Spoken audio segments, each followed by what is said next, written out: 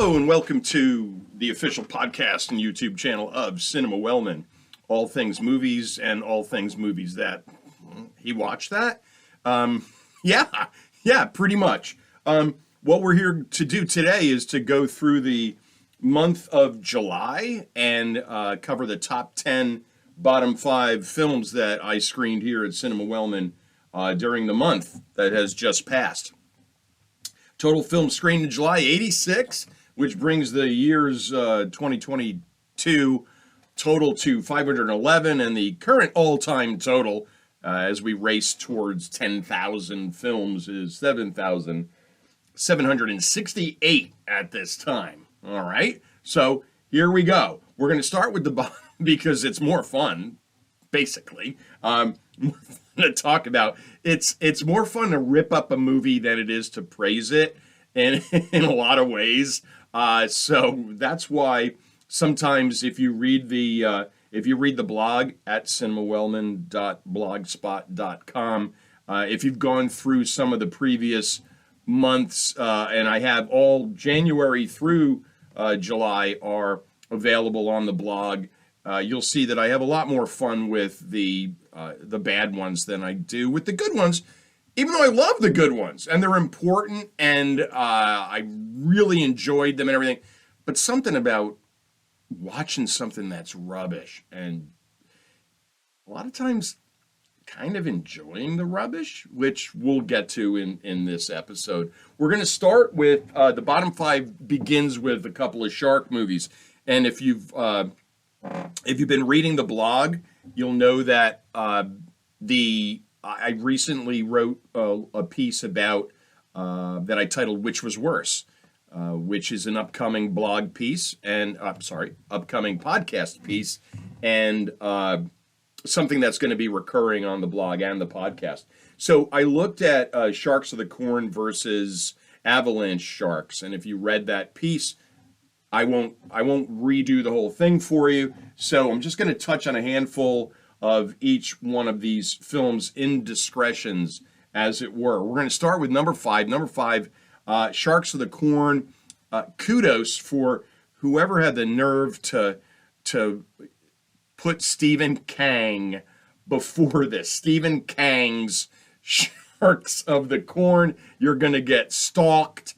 Fantastic stuff. So here's a little recap of their sins, not to steal from my friends at Cinema Sins, which is a great YouTube channel. I bow to them. Anyway, here are some of the sins of this film. The shark growls. It growls like a dog or a lion or any, the non-shark animals. The soundtrack is like a soap opera. And you're not, like umpires in baseball, you're not supposed to notice them. You're supposed to just enjoy the game. You're not supposed to be distracted by the soundtrack. It's part of the movie. This was so distracting, sound just like a soap opera when it wasn't blatantly ripping off the theme from Jaws. Way too many corn/phallus references to anybody's liking. I'm going to spare you all of those. Parts of the script really weren't any worse than a lot of crappy action films that I've seen with big budgets and big stars. The difference is the acting, and the acting was just super dreadful. Something that stood out to me, non-acting wise, but in the background, the production crew there. There's at police headquarters, there's a wanted poster of Ted Bundy on the wall. Now this Bundy had been dead for 32 years when this movie was made, so you got him. So you don't need the poster up anymore. My favorite part, by far, the shark breaches the cornfield and takes down a helicopter. And that was extremely Sharknado-esque. And that, of course, deserves a tip of many caps. Number 4 on the bottom 5. And remember, we go 5, 4, 3, 2, 1. Just like we go 10, 9, 8, 7, 6, 5, 4, 3, 2, 1 when we do the top 10. Little side message to anybody that posts any blog about any list. You don't start at 1. You start at the bottom. if you're doing the top 100, I want to read 100. I don't want to read one. I want to start at 100. So we start that way here, and we always will. Bottom 5 goes 5, 4, 3, 2, 1, the worst. 10, 9, 8, 7, 6, 5, 4, 3, 2, 1, the best. That's just the way it works here. So number 4 on the bottom is Avalanche Sharks. Here is the synopsis on IMDb, and I quote, "A bikini contest turns into a horrifying affair when it is hit by a shark avalanche." And yeah, that says it all. I'm going to mention CinemaSins again, and I love those people at CinemaSins. They do a great job looking at movies and saying, why'd they do this? Or this is terrible. And one of the things they do sometimes is they'll mention, they'll take a bit of the audio, a clip of the actual film, and it'll be something silly, and they'll say that the conversation between the director and the guy made it into whatever. And that's what this is, because at one point, one of the characters says to the other, we should be either high or drunk or both. And as they say on CinemaSins, conversation between screenwriters makes it into the movie. We have the mayor as a total asshole cliche. Thank you, Jaws. I guess that's part of it. Thank you, Murray Hamilton. Extremely routine snowmobiling, edited and made to appear extreme.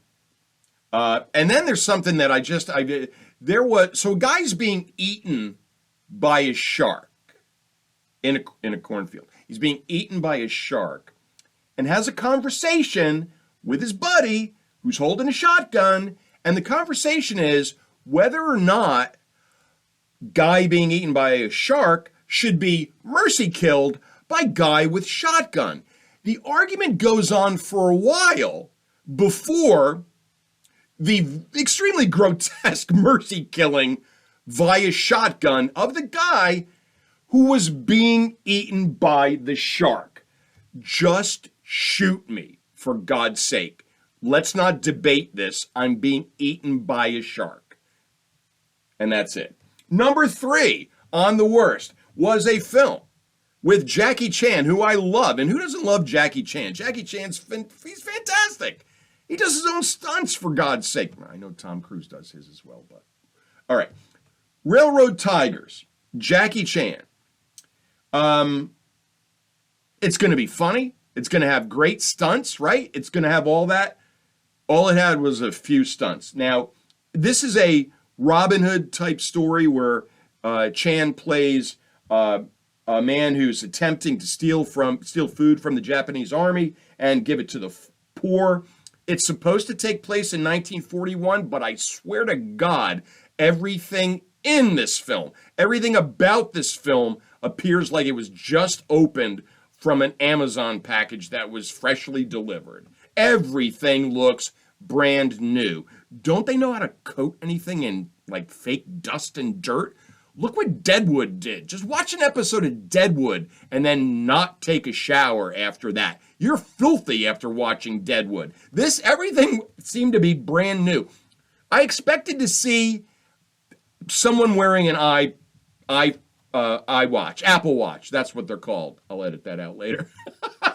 And or looking at an iPhone or something like that.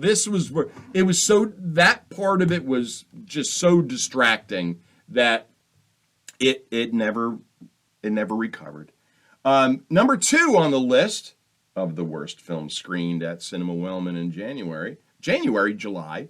God Raiga versus King Oga. Yeah. Look that one up. Now I'm a Godzilla fan. I'm a huge Godzilla fan. I have a Godzilla tattoo on my arm. I mean, it's the Japanese word for Godzilla that I tell judgy people it means family. I get away with that all the time. Anyway, being a Godzilla fan opens you up to all sorts of kaiju viewing. Now, kaiju's Kaiju, it's a Japanese genre that features all of the big monsters, and I love it. I love it all. Godzilla, Mothra, Rodan, Ghidorah, Destroyer, Ibira, everybody, Gamera, the turtle. Remember that? The turtle? That fantastic, fantastic. I love all that. This film was the minor leagues compared to that stuff. Even by the standards of the rubber suit kaiju era, of the guy wearing the rubber suit stomping on the balsa wood cities. I mean, this is bad, even when you compare it to that. At times, I didn't quite understand what I was watching, which happens a lot. I'll admit that. But one of the things in this film they would cut to was regular, people and stuff like that. They would cut to a control room that had all these technicians in it and everything. And, they're all dealing with these kaiju that are destroying the city and everything. So this control room is, really tense and everything. And what's being discussed and their strategies about how to deal with these monsters and such. And they're puppets. When they cut to the control room was made up entirely of puppets. And the puppets didn't move at all. And I wasn't quite sure what was going on. Non-moving, speaking puppets in a control room, unexplained and inexplicable. Number one, though, what could be worse than that, you might ask? Lady Hawk. I just don't know where to start with this. Michelle Pfeiffer turning into a hawk. And back and forth and back and forth. A soundtrack that appears to have been lifted directly from Beverly Hills Cop, even though it takes place in, I don't know, pick your time, you fantasy people. Matthew Broderick is wearing hair and makeup, had pictures of Mo Howard all over his dressing room, because that's what they went with. And maybe it was just Rutger Hauer being in a movie and not playing Roy Batty, which is sad. He should play that in everything. Maybe just blame the 80s and director Richard Donner. I think that works. I think that works totally, and I think we can move on from there. Now we got the top 10, and the top 10 is excellent. And again, the purpose of this is to introduce you to movies that either you didn't know of or you never heard of. I guess that's the same thing. Or stuff that you might be interested in seeing. And there's so much out there that if I could steer you towards something that you, because of this podcast, because of the blog, because of the socials and the YouTube channel and all of that other stuff that I'm now a part of, if you see something on those things and then you watch it and you enjoy it, that's a win. That's why I'm here. That's the purpose. That's one of the main purposes of this entire endeavor. So here we go. Here's the top 10 of what I watched in July. Number 10 is titled The Beaning. Now, if you're a baseball fan or a sports fan, you might know that only one person has died on the field playing a sport since the inception of like the 4 major sports, at least in America. I can't vouch for other countries, and in other countries, referees are killed after soccer matches. So I'm talking about talking about America's, the 4, throw 5 major sports in there. Only one person has died on the field, and that's Ray Chapman. Ray Chapman played for the then Cleveland Indians, and he was being hit by Yankee pitcher Carl Mays and died. Got no batting helmets back then or everything, and Carl could bring it, and Carl brought it, and it hit Ray Chapman in the head and killed him. That's what this is about. This film is about that. And you might say, "Oh, it's a sports movie." Well, it's actually everything. It includes, right from the get-go, we have industrial smoke and fire. We have Native Americans dancing around a tribal fire. And we have nude women playing baseball on a beach. Full frontal nudity of women playing baseball on a beach. And yet, but what this is really about is the quote unquote sacrificial killing of Ray Chapman at the hands of Carl Mays. That's right. This documentary is making the claim that the Yankees made a deal with El Diablo, Satan himself, and that's why they're so good. They sacrificed Ray Chapman at the hands of Carl Mays. This thing is amazing. It's a documentary. It's only 9 minutes long. You have to check this out. Damn Yankees indeed. And you knew there was something behind that Yankee success, but you never thought it involved the devil, did you? Or did you? Number 9 and the best that I watched in July. Speaking in Strings, another documentary, this one not about baseball, this is about music, and I've seen a bunch of music documentaries. I like music documentaries. Sorry about that, a little earthquake here at the podcast cinema censor. I've seen a bunch, and this is music that I don't know that much about. This is classical music. This woman is a violinist, and I knew nothing about her before I watched this. Her name is Nadja Salerno Sonnenberg, and she's amazing. Her story is amazing, and her musicianship, if that's even a word, is stunning. When she's playing her violin, they're just one. And if you're a rock music fan, it'll remind you, or a blues fan, it'll remind you of those great guitarists over the years, Stevie Ray Vaughan and Jimi Hendrix and Duane Allman, that would just appear to be one with their instrument, and just this sound just flowing out of them, and they're like not quite really there when they're playing. And I think this documentary does a fantastic job of capturing that. It's an inspirational story. She's still with us. She's still living, and it's a fantastic story. Again, that's Speaking in Strings, 1999. That was made. Number 8, we have another documentary. A lot of documentaries this month, and actually a lot of documentaries, because truth a lot of times is better than fiction, as they say with books. I read a lot of nonfiction books. I read more nonfiction than I read fiction. And I do enjoy the documentary. Number 8 on the top 10 of July is a film titled Tower from 2016. Now, I realize that most people don't like documentaries. They want to use their film going as an escape, as do I.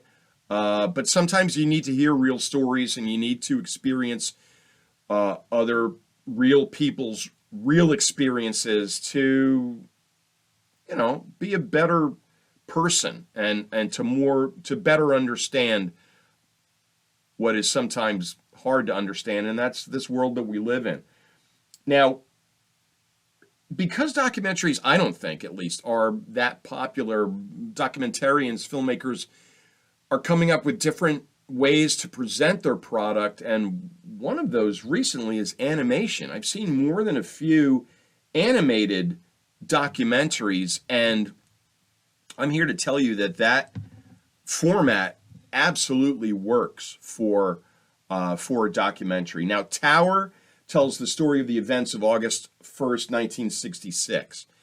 After he stabbed his mother and his wife to death the previous evening, a man named Charles Whitman took rifles and other weapons, and he went up to the observation deck atop the clock tower at the University of Texas, Austin. And then he proceeded to open fire, and over the next 96 minutes, he killed 14 people and injured 31. And the use of eyewitnesses, people that were there, law enforcement that was there, it totally adds to this, and the way that the animation fits over the live action footage that's also cut in between it, it's fantastic. Fantastic. It uses animation, like I said, actual eyewitness testimony, archival footage. It's all there. It tells the story in a very compelling way. It draws you in and it holds you down. And parts of it are hard to watch, but like most documentaries, it puts you there and it makes you think, what would I have done? What at one point, obviously, pregnant woman is felled by one of Whitman's bullets, and you hear the people talking about their decision of what they needed to do. Do they run out there in total openness and fall victim to the same shooter, trying to help this person? Amazing. Absolutely amazing.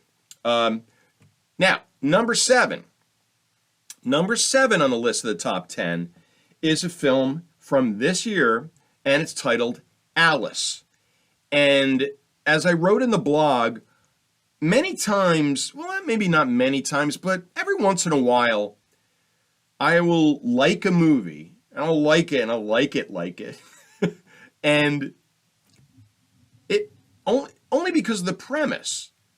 Like, the premise is so good, and yet the film doesn't quite 100% follow through with it, but it's still enjoyable. Alice falls into that category. Now, I'm not going to give you anything that's going to spoil it if you want to watch it. I won't, unless I tell you, spoiler alert, don't listen, mute it, whatever. I'm not going to give away anything that's not given away if you read a synopsis on IMDb or if you watch the trailer. I'm not going to do that. I don't want to spoil anything for you. I'm not here to be a spoiler. But here is what I can tell you about Alice and the premise, which I think was brilliant. When we meet Alice, she's working, she's a slave, and she is working on a plantation. Think antebellum South with the big mansion with the columns and the cruel slave owner in this film, played by Johnny Lee Miller, who chews up a lot of scenery, and it's good. By the way, Alice is played by the wonderful Keke Palmer. She's fantastic. See her in anything you can see her in. One night, Alice escapes from the plantation, and she runs. And she runs through the fields, and she runs, and she runs, and she runs. And then she ends up on a highway where she's almost struck by an 18-wheeler. So things beyond the tree line are not quite what they appear to be. So check that one out. That is Alice. Number 6. Hey, a documentary. What do we love at Cinema Wellman? Well, we love movies, and we do love baseball. So here's another baseball documentary. This has nothing to do with people being murdered by Satan and Carl Mays. This is titled The Battered Bastards of Baseball, and it was made in 2014, and you can find it on Netflix. It's one of their documentaries. And if you're a baseball fan, this is an absolute treat. Kurt Russell, who's, oh God, I love Kurt Russell. Kurt Russell's dad, Bing Russell, also an actor in tons and tons of Westerns back in the day. He, after he left Hollywood, became the owner of an independent minor league baseball team in Portland, Oregon. And this is the story. The team is made up of just these outcasts and misfits, guys that couldn't make it anywhere, that just loved baseball and loved to play. And the stories are phenomenal. This is heartwarming. This is just like underdog stuff. It's people doing what they love. Highly, highly, highly recommended. That's The Battered Bastards of Baseball, which is a great alliterative title. All right, number five. Number five is coming to us from Denmark, from the Danish filmmaker Gustav Moller, and I've seen some of his stuff, and he is good. Gustav knows what he's doing. This film was made in 2018 and recently remade by Hollywood, starring Jake Gyllenhaal, and this film is titled The Guilty.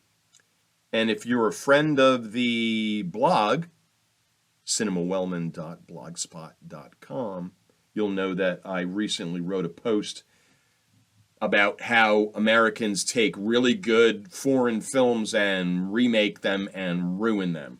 And so the Guilty was part of that.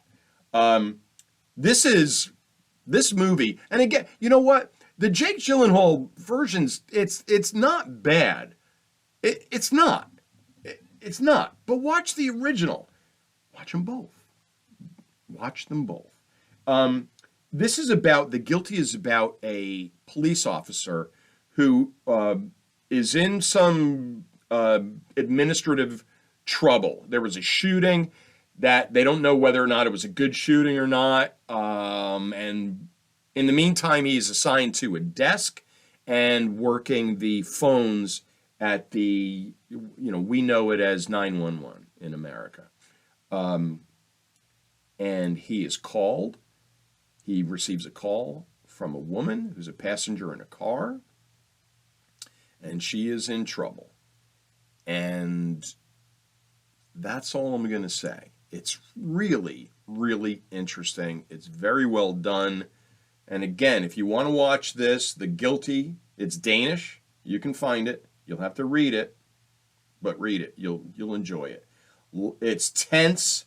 It has a great twist in it about halfway through that I kind of went, whoa, nice. And those are always fun. Those are always fun. And check that one out. It's a tense kind of a taut action thriller that really takes place totally in the room where all the emergency operators are working. Very, very well done. Claustrophobic, but good stuff. Number 4 on July's top 10 is a film from 2006 titled Away From Her. This wasn't easy. This deals with a man whose wife is suffering from Alzheimer's disease. He makes the decision to move her to an assisted living home for people with the condition and other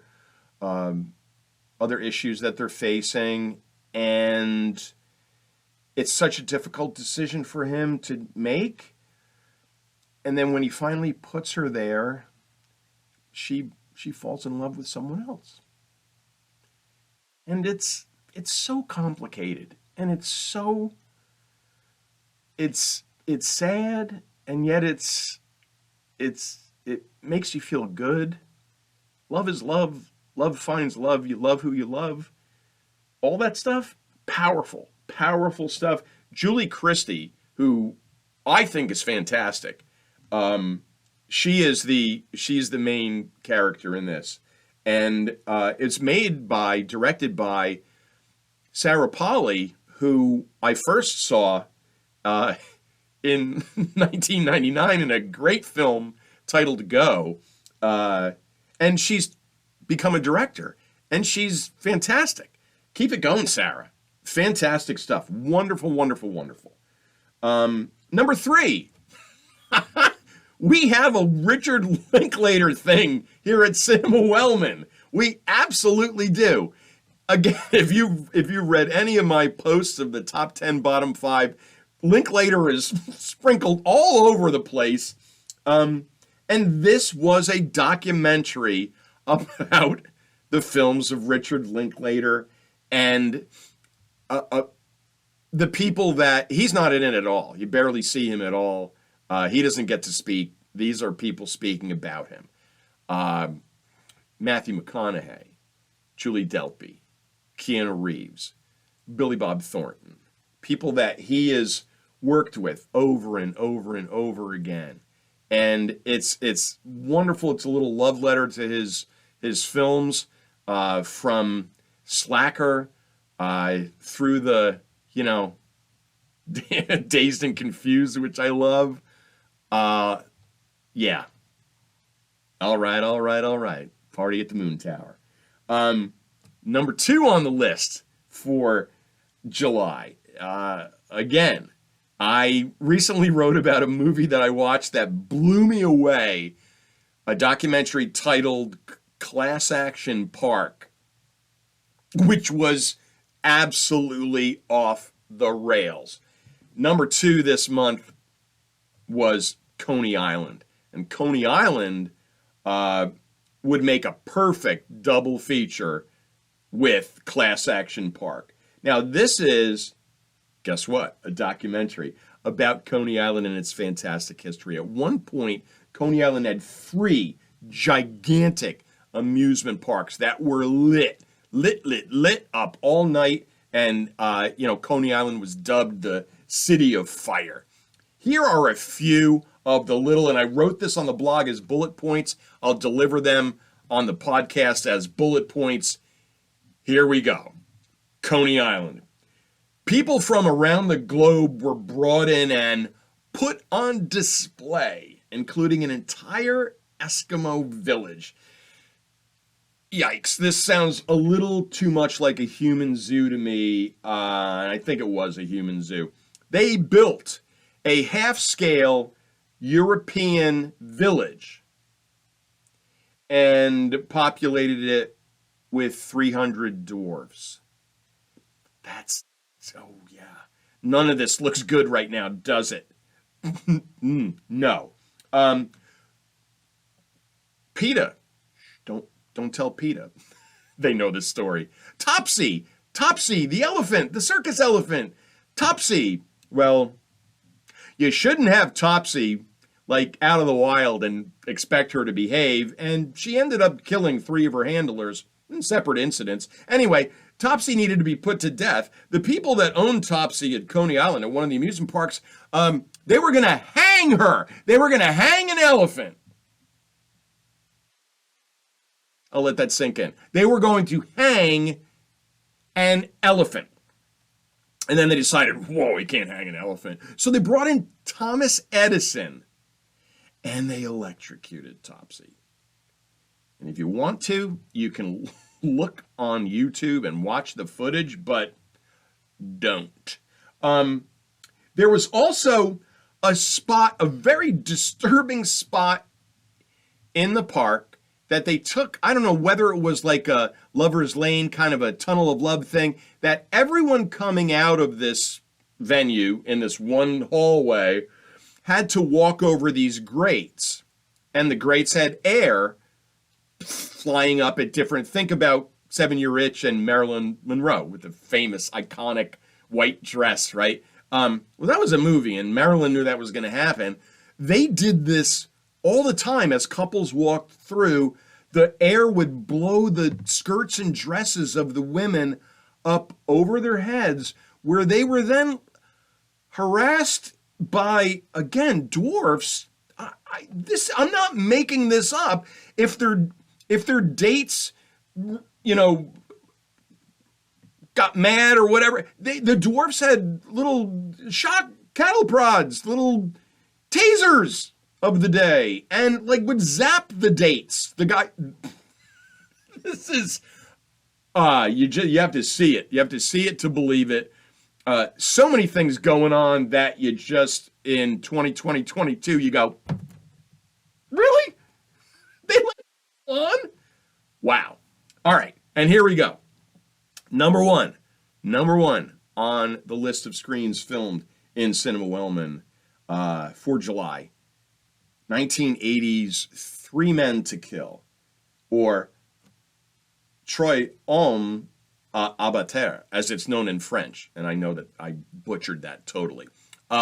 This is the French even though this was made in 1980, this harkens back to this is very noirish, and the French are very good at something that is considered an American genre, film noir. The French do it very well, as the Japanese do horror, as Korean cinema does action. We sometimes equate most or all these genres to America, but other countries take them and run, and they do a great job, a lot of times better than we do. This film, Three Men to Kill, stars Alain Delon as a man named Michel Gerfaut. Now, he's a good guy. He's kind of a gambler, but anyway, he's a decent guy. And he gets mixed up in something that is quite Hitchcockian. It's the guy who's, he's at the wrong place at the wrong time. He is driving by, he sees a guy have a car accident. He goes over to help the guy in the car accident. Little does he know that the guy in the car accident was actually shot, and he is then, Alain Delon, our guy, Michel Gerfaut, is then targeted by the bad guys who shot the guy in the first place, and they are looking for him as a potential witness, and they want to eliminate him. And they do.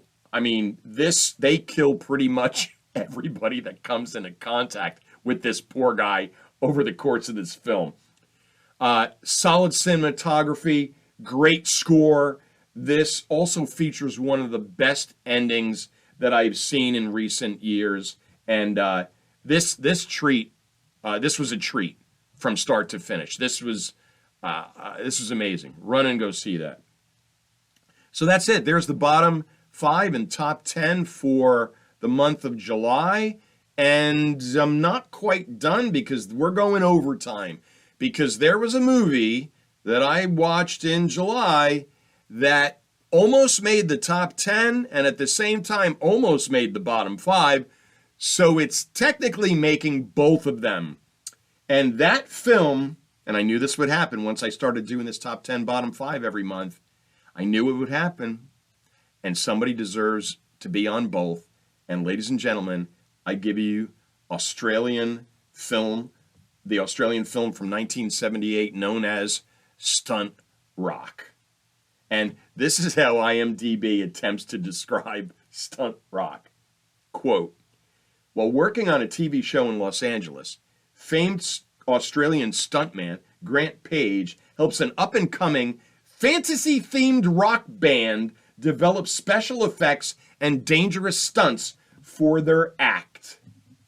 Nice try, IMDb. This thing cannot be described in one sentence. The key is that the band Sorcery gets an introducing credit in the opening credits, and introducing this band Sorcery that even the director never saw play live until he was filming them. They weren't signed until 3 weeks before this. I read some about this, some things about this. Van Halen was at some point they wanted them to be in it. Insane, absolutely insane. Now, this film, Stunt Rock, is labeled as, genre-wise, music/musical/action/documentary. And, I mean, that's a lot. That is an awful lot. There are so many great things about the band Sorcery featured in Stunt Rock. They are straight out of This Is Spinal Tap.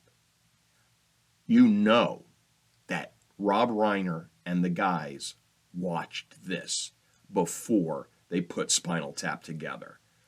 I think that's obvious. Band members' names, one of the band members goes by the nickname King of the Wizards, and the other one, another band member, goes by the epithet of Prince of Darkness. They have a guy in the band whose real name is Smokey Huff, so that's about that. Everything in this movie is a smile. Top 10 and bottom 5 status for the first time at Cinema Wellman, and I'm sure it won't be the last. Check out the blog for the complete recap of all of these films, all 16 of them, including where you can find them. At the end of the blog, which you can find at cinemawellman.blogspot.com. I also, at the end of every one of those top 10 bottom 5s, I will list the platforms where you can find the films that are being discussed for the month. And that's it. I hope you had an interesting July. I sure did. I will be back very soon. Oh, Arnold. I didn't mean to do Arnold there, but I will return. Take care.